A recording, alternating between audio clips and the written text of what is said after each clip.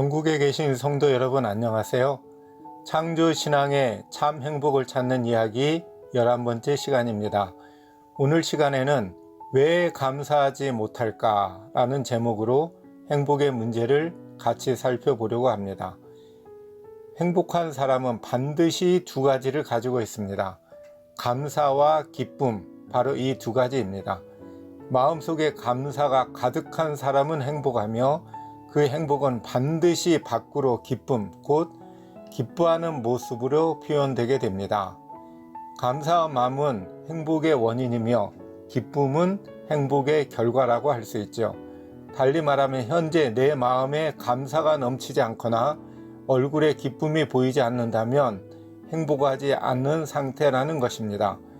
행복은 감사의 양과 비례한다고 말할 수 있습니다. 또한 감사는 행복의 문이라고 말할 수 있습니다.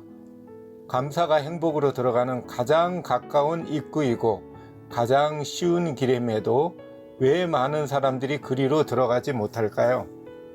그것은 감사할 일이 없어서가 아니라 감사한 마음을 갖게 하는 조건들을 자신이 찾지 못하기 때문일 것입니다.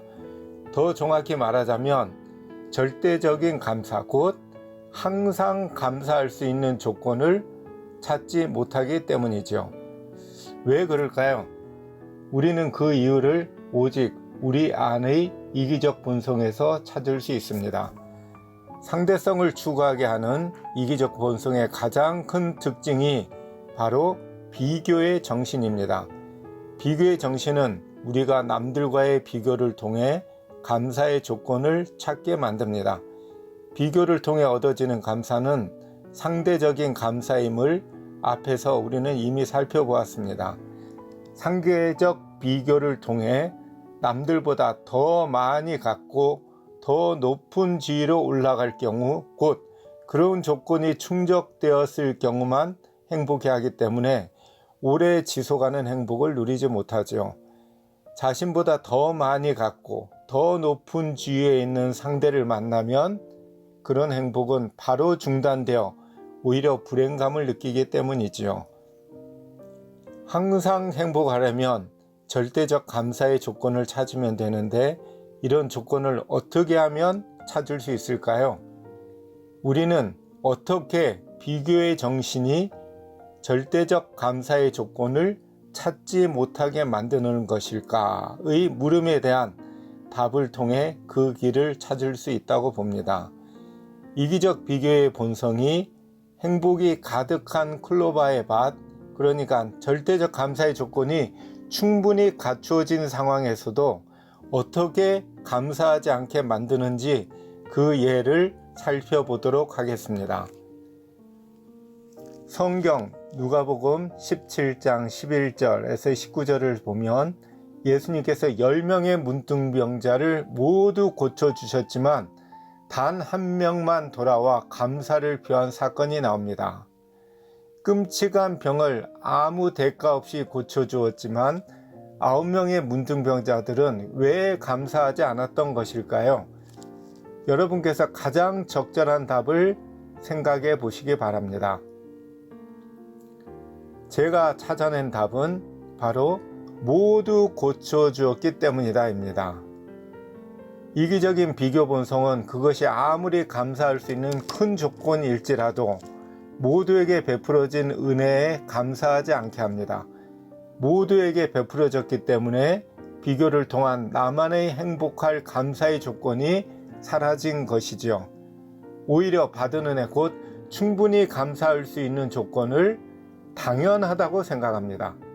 만일 예수님께서 10명의 문둥병자 가운데 단 한 명만 고쳐주셨다면 그 사람은 어떤 반응을 할까요?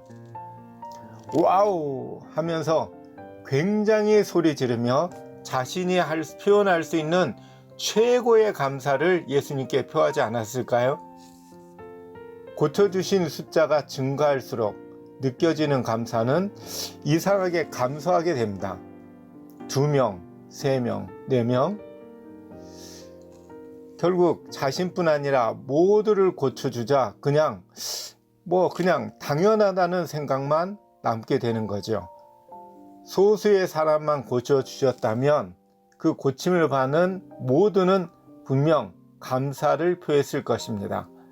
고쳐주신 숫자가 적을수록 그것에 반비례하여 감사의 정도가 커지고, 반대로 고쳐주신 숫자와 비례하여 감사의 마음이 사라지는 것은 그들뿐 아니라 바로 우리 모두도 마찬가지가 아닐까요?